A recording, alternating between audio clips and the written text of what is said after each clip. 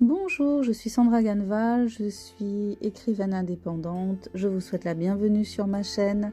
Je vous invite à vous abonner.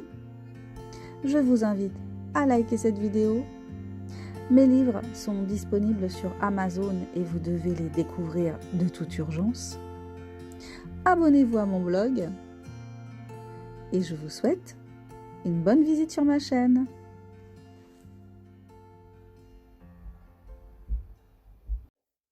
Bonjour à tous, j'espère que vous allez bien. Je me présente pour ceux qui ne me connaissent pas, je suis Sandra Ganval, je suis écrivaine indépendante. Sur cette chaîne, je vous parle de lecture, d'écriture, je vous parle de mes livres, je vous parle beaucoup de l'actualité ces derniers temps parce que je suis préoccupée par l'actualité comme beaucoup de gens. Aujourd'hui, j'avais envie de vous parler de cette annonce que vous devez certainement entendre comme moi quand vous prenez le métro, qui nous recommande de conserver notre masque, de conserver la bonne habitude du masque. C'est édifiant d'entendre ça, c'est choquant. Je me souviens de notre cher ministre des Transports, Monsieur Djebari, qui nous disait qu'on ne se contaminait pas dans le métro. Je ne sais pas si vous vous rappelez de ça. On ne se contamine pas dans le métro, disait-il. Et aujourd'hui, depuis bien avant la rentrée, les annonces de la RATP nous recommandent de conserver notre masque, de conserver les bons gestes face au coronavirus. Je vous invite à réfléchir à ce genre d'annonce et à ce qu'il peut bien y avoir derrière. Effectivement, il y a des gens qui suivent ça, qui mettent un masque, qui continuent, qui n'ont jamais arrêté. Il y a ceux qui ont recommencé parce que les mauvais jours venant, il fait froid, donc évidemment on s'enrhume. Mais il faut avoir un peu de mémoire et se rappeler qu'avant, sur les boîtes de masques, il était bien précisé qu'ils ne protégeaient pas des infections virales. C'était marqué sur les boîtes de masques chirurgicaux qui étaient vendus dans les commerces. Donc avant que ça devienne un gigantesque business, c'était bien spécifié que ça ne préservait pas des infections virales. Mais bon, voilà, ça ne change rien. C'est assez étonnant de voir le nombre de personnes dans la rue, dans le métro, seules dans leur voiture, seules dans la rue, seules dans un parc, seules dans la forêt. C'est hallucinant de voir que les gens, ils ont conservé... en 2 ans et demi, y a pas eu ça n'a pas fait tilt, il n'y a pas eu d'illumination dans le cerveau de beaucoup de gens. Euh, voilà, ils continuent à penser que ça va les protéger, alors que on constate bien que ça n'a pas protégé et que ça ne protège pas. Mais je sais pas, peut-être qu'à un moment donné, le déclic va se faire. Peut-être, mais c'est loin d'être certain quand même. Hein. Ouais, donc je suis en colère contre la RATP. Je suis en colère contre la RATP. Je me demande ce qui peut bien les pousser à faire encore ce genre d'annonce, à oser faire encore ce genre d'annonce, à maintenir les gens dans la peur, parce que c'est ça en fait. Hein, l'idée c'est de nous maintenir dans une espèce de peur constante, et ça n'en finit pas. Ça n'en finit pas depuis 2 ans et demi. On est passé du coco à la guerre. Maintenant, on a les pénuries énergétiques qui arrivent. Et comme d'habitude, nous sommes responsabilisés. Donc c'est de notre faute. Donc le coco loco, c'était de notre faute, en quelque sorte, hein, puisque si on ne faisait pas attention, voilà, si on se contamine, c'est parce qu'on n'a pas fait attention, on n'a pas porté son masque, on s'est trop rapproché des gens, on n'a pas respecté les gestes barrières. Si on s'est contaminé, c'est parce qu'on n'a pas fait les fléchettes et qu'on n'a pas enchaîné les fléchettes. Et maintenant, eh bien, les problèmes énergétiques, c'est pas parce que l'État a pris de mauvaises décisions par rapport au nucléaire depuis plusieurs années. Ce n'est pas parce qu'il a pris certaines décisions par rapport à l'économie énergétique dans le pays en suivant les directives européennes depuis plusieurs années. Ce n'est pas parce qu'il a pris cette décision de boycott du gaz russe qu'on se retrouve dans cette situation-là. Non, c'est de notre faute. Donc il va falloir qu'on mette des pulls, il va falloir qu'on soit privé d'électricité pendant certaines heures de la journée, il va falloir qu'on ait froid, il va falloir peut-être aussi qu'on ait faim, parce qu'il y a aussi des pénuries alimentaires qui se préparent apparemment. Donc il y en a un peu ras-le-bol quand même. Et du coup, je me demande à quel moment il va y avoir un ras-le-bol qui va s'exprimer. Alors, effectivement, c'est difficile d'imaginer que les gens puissent exprimer leur ras-le-bol d'une manière aussi déterminée que ça a pu se faire au moment des Gilets jaunes. Enfin, c'est-à-dire qu'il y a des gens qui osent descendre dans la rue, parce que ce qui s'est produit avec les Gilets jaunes, c'est que on nous a fait peur, l'État a réussi à nous faire peur, puisque je vous rappelle qu'il y a eu 23 personnes qui ont perdu un œil arraché par des armes qui sont considérées comme des armes de guerre dans d'autres pays, mais qui sont pourtant utilisées contre les manifestants en France, donc les tirs de LBD, les grenades de désencerclement, le gaz lacrymogène, qui est aussi considéré comme une arme dans certains pays, enfin qui est considéré comme une arme parce que si je ne dis pas de bêtises, le gaz lacrymogène contient du cyanure, donc c'est potentiellement très très dangereux. Donc je vérifierai, mais il me semble bien que c'est ça. Donc voilà, on est avec le, comment dire, le traitement des gilets jaunes fait pour beaucoup que depuis 2 ans et demi, il n'y a pas eu de manifestation massive. Il n'y a pas eu de manifestation. Il y a eu des manifestations, évidemment, il y a eu des manifestations organisées, il y a eu des manifestations régulières, un peu dans la façon dont les Gilets jaunes ont fait leurs manifestations, puisque par exemple les manifestations de Florent Philippot qui avaient lieu tous les samedis, qui ont encore lieu, mais de manière plus espacée, il me semble, tous les 15 jours aujourd'hui. Voilà, il y a eu ça, mais des manifestations du type gilet jaune, il y en a. Enfin, c'est différent, c'est pas comme ça peut l'être à cette époque-là. Et j'imagine que beaucoup de gens qui auraient envie de descendre dans la rue ne le font pas parce qu'ils ont peur. Et effectivement, on a fabriqué cette peur, le gouvernement a fabriqué cette peur. Et il faut savoir qu'il y a eu un achat de blindés au cas où les gens se décideraient enfin à descendre dans la rue. Et ben le gouvernement se prépare à les y recevoir avec de la violence. Voilà, donc on est poussé dans nos retranchements avec toutes ces mesures, et en même temps on est maintenu dans la peur, donc dans une peur qui paralyse, puisque il y a toujours la peur du Covid qui règne, le méchant virus qui va tous nous tuer qui doit tous nous tuer depuis 2 ans et demi, qui ne nous a pas tous tués,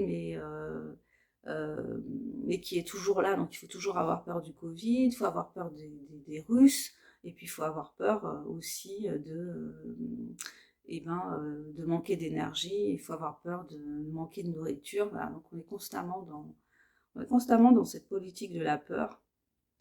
Donc que faire face à ça? C'est la question que je me pose tous les jours.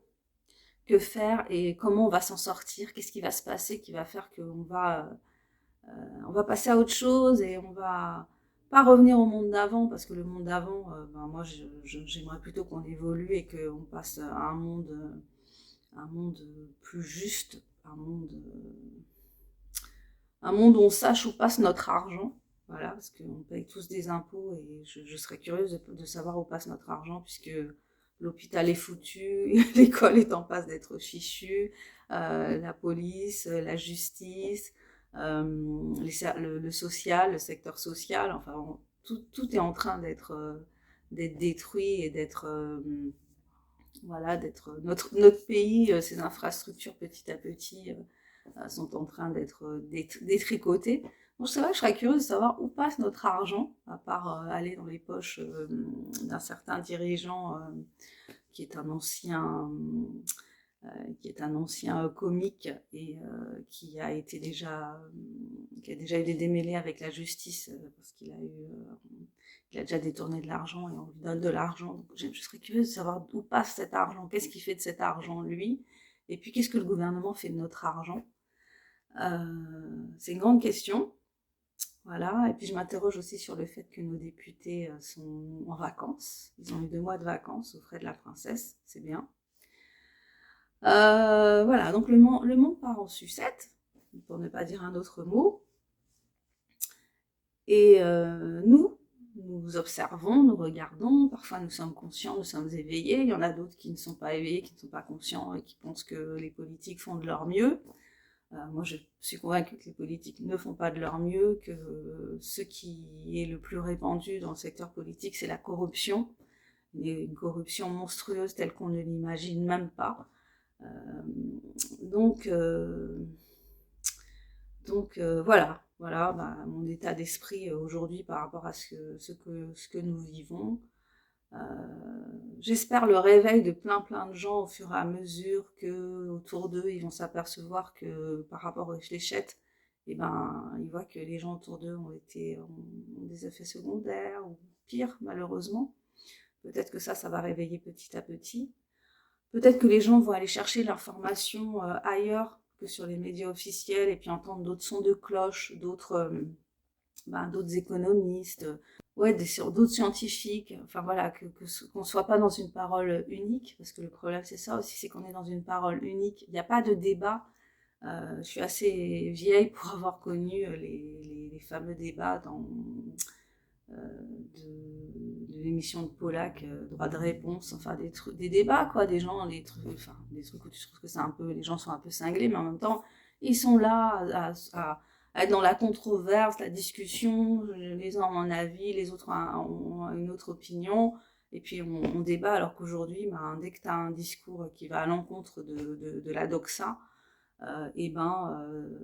tu es évincé en quelque sorte, on te fait taire, Heureusement encore aujourd'hui, on a des médias qui fonctionnent en parallèle, donc qui sont sur YouTube, qui sont sur d'autres plateformes, voilà, des plateformes où il est plus compliqué de censurer les gens.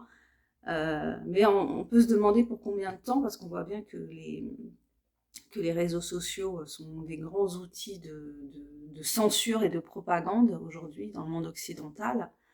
C'est comme si on avait basculé, hein. Avant, quand on parlait de censure, on pensait Pravda, on pensait plutôt Union soviétique. Et aujourd'hui, on est en train de basculer clairement, quand on entend les discours de la présidente de l'Union européenne, on sent que de jour en jour, on bascule dans un truc qui a à voir avec du totalitarisme. Malheureusement, tout le monde n'en est pas conscient. Et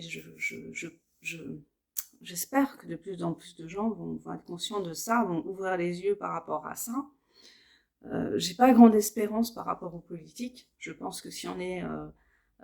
voilà, les législatives ont montré que notre président actuel n'avait plus la majorité, mais ça n'a rien changé. Je ne pense pas que les députés montreront une motion de censure contre Emmanuel Macron. Je crois que c'est pas leur rôle. Enfin, c'est pas leur rôle dans le sens où c'est pas... j'allais presque dire qu'ils sont pas payés pour ça, mais voilà, quelque chose de ce genre-là. C'est-à-dire qu'ils vont pas... ils mangent la soupe. Ils mangent la soupe et ils sont pas là pour faire de l'opposition. Donc qu'est-ce qui va nous rester à nous au bout d'un moment? Je commence à être... comment dire? Je reste confiante, mais en même temps, je me dis que les temps qui viennent, là, ça va être compliqué. Qu'est-ce qu'on va faire? Qu'est-ce qu'on va faire quand on sera confronté à certaines difficultés? Comment on va les gérer? Il y a des petits trucs qu'on met en place parce qu'on se dit, on peut mettre des petites choses en place. Mais bon, ça reste quand même une période de flou, une période inquiétante, une période de chaos. La vie, c'est le chaos, donc il faut faire avec aussi, mais c'est pas forcément évident de se projeter en fait. C'est ça qui est compliqué, de se projeter dans un avenir, de savoir de quoi demain sera fait, ou d'avoir voilà, de ne pas plonger dans la peur non plus, parce que c'est pas la solution, hein. Malgré tout, faut rester confiant, et faut se dire que nous avons un impact sur les choses malgré tout, malgré le fait qu'on ait l'impression d'être juste des pions qu'on manipule comme ça et qu'on fait faire ce qu'on veut faire. Ben, on n'est pas des pions, donc on a toujours ce pouvoir de dire non, on a toujours ce pouvoir de résistance, on peut se joindre à certaines associations, on peut monter des actions, on peut juste partager aussi ce qu'on pense avoir compris, ce qu'on a compris de la situation actuelle, essayer d'ouvrir les yeux à certaines personnes qu'on peut sentir un peu accessible, ce qui n'est pas toujours évident parce que ce message qui a été passé depuis 2 ans et demi sur si les gens contestent ce qui se passe, c'est parce que ce sont voilà, on est rangé dans une case, dans la case des complotistes, et puis c'est tout en fait, il n'y a pas d'ouverture au dialogue. En fait, ce mot il bloque l'échange, il bloque la communication, et c'est le but en fait, empêcher les gens de communiquer. En fait, tout ce qui a été fait aussi dans le fait de nous isoler les uns des autres, c'était aussi ça, c'était éviter qu'on puisse se parler, qu'on puisse s'engueuler, qu'on puisse trouver des terrains d'entente aussi, parce que ça sert à ça aussi la communication. Une communication saine, c'est une communication dans laquelle on peut s'engueuler, on peut ne pas avoir le même avis, on peut développer un argumentaire et puis tomber ou non d'accord, mais c'est pas grave, mais au moins on discute et au moins on se dit qu'on voit pas les choses de la même façon et ça ouvre des perspectives. Et c'est ça qui a été bloqué, et c'est ça qui est encore bloqué dans les médias, évidemment, parce que on est dans de la propagande, on n'est pas dans dans la réalité, en fait, on est dans une propagande. Donc aujourd'hui, c'est aussi cette histoire de réchauffement climatique qui serait liée uniquement à nous en tant qu'humains. Donc on est vu finalement tout le temps un peu comme les poisons du monde qu'il faudrait, voilà, si on n'était pas là, oh là là, qu'est-ce que ce serait bien finalement. Nous les humains, on est vraiment dérangeants dans ce monde, il faudrait nous supprimer quelque part. Quoi vous dire d'autre? Il faut tenir bon, hein, on tient bon,